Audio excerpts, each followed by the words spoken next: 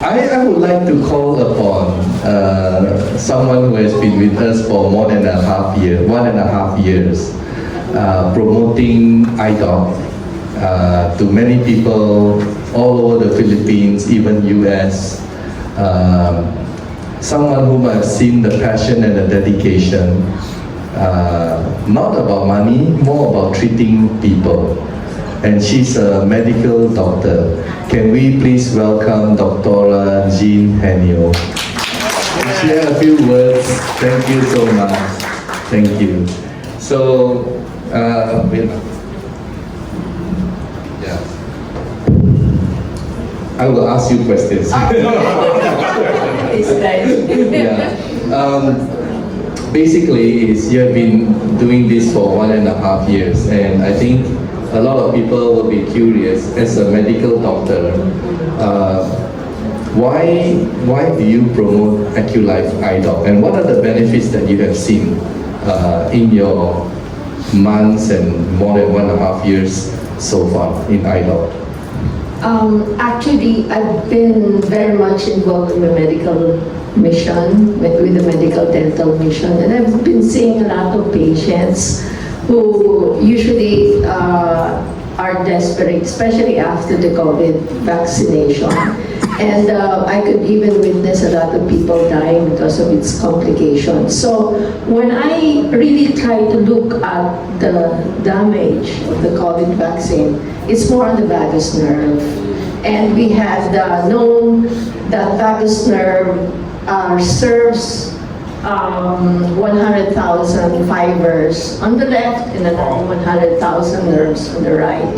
So it involves the major organs. So cardiovascular, the heart, and a lot of people even as young as 12 years old, even in the US, I could see that they are suffering from cardiac problem. Wow. It's very, very unusual. So young. So young. And the stroke, and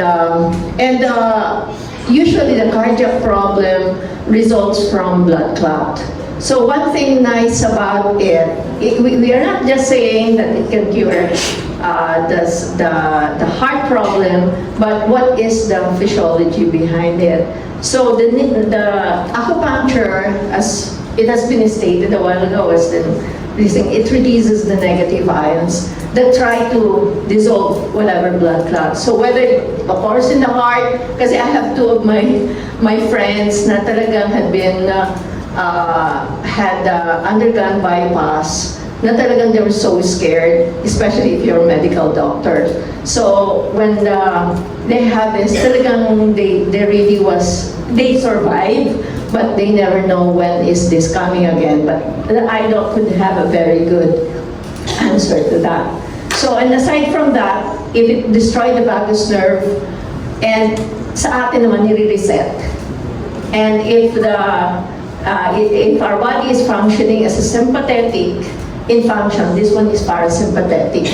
That no wonder, even diabetes, if they are low in stress, definitely the blood sugar will comes to normal. Yes. And the second one is on the nervous system. So I have said that it's parasympathetic, and against the sympathetic, it can cure a lot. It can calm the heart if you have palpitation. I have patients who have thalassemia na wala naman talagang cure noon. Wow. But with the use of the IDOC, stabilize siya. So a lot of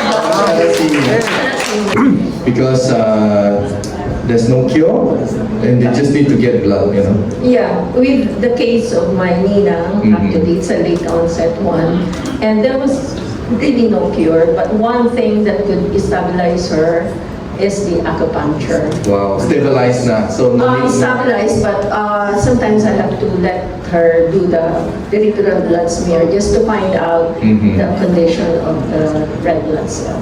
Wow, that's amazing. Yeah, and the second, the next one is a lot of people after the pandemic suffer from depression. And one thing nice about the IDOC, it can stimulate endorphins and melatonin. So if you have a problem with the sleep, usually if you're 60s like me, talagang very light sleep. Once you wake up in the middle of the night, it's hard to get back. But with the acupuncture, kahit anong noise dyan, you can easily go back.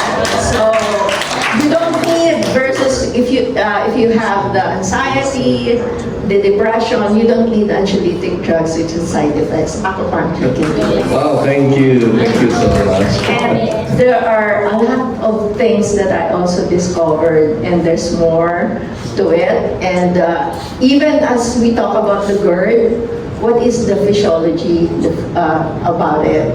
So it can cure the GERD because it relaxes the gastroesophageal reflex. So you don't need the antacid that could even cause gastric cancer, and it can alter the digestion. So with the acupuncture itself, it can calm down the gastroesophageal reflex. And what about the asthma induced by the COVID vaccine? It relaxes the chest muscle. Kaya yung asthmatic attack, it's minimal. Wow. So, what else?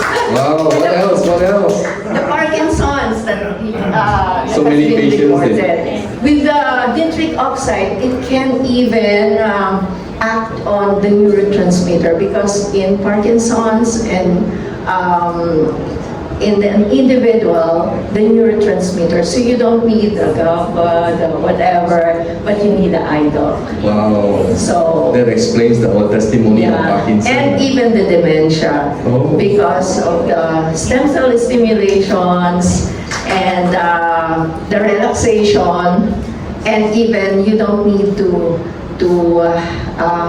what do you call it? It can even stimulate yung growth of your brain, which in our medical school, once na yung, sabi ng ganon, once your brain is dead, it never regrow. But this one could even have a hope for the dementia.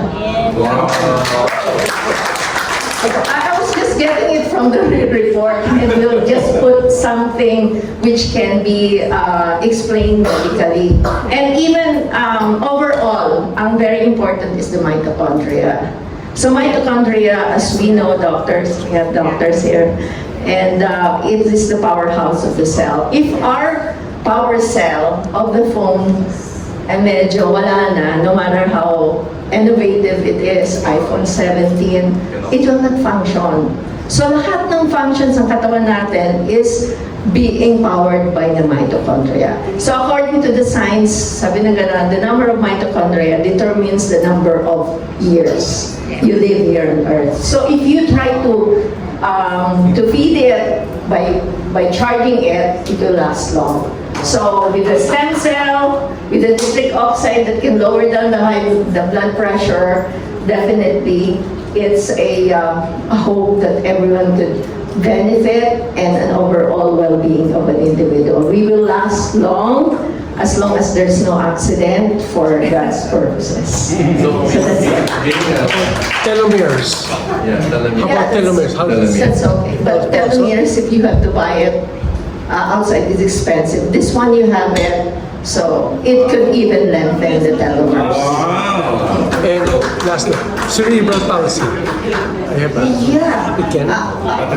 Actually, the cerebral, anything that is driven or powered by the mitochondria, nothing really is impossible, because our body is designed by God to last long.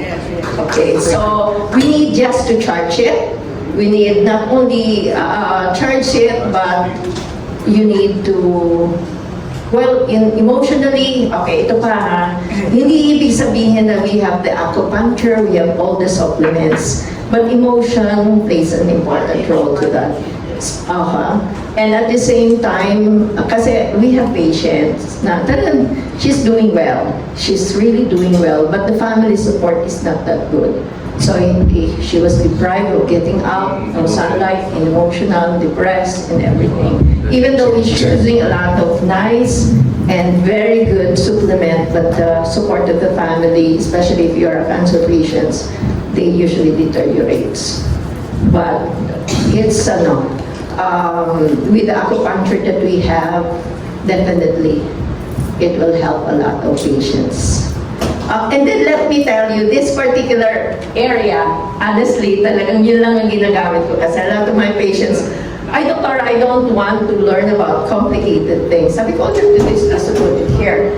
But gave me an assurance kasi last week when I was at People, I have this patient, so very, very candid siya. She's talking about personal. And then she was so irritated with her husband kasi alcoholic and everything.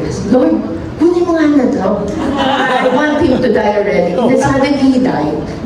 He died. And then after that, actually, umano siya, she bought an acupuncture already.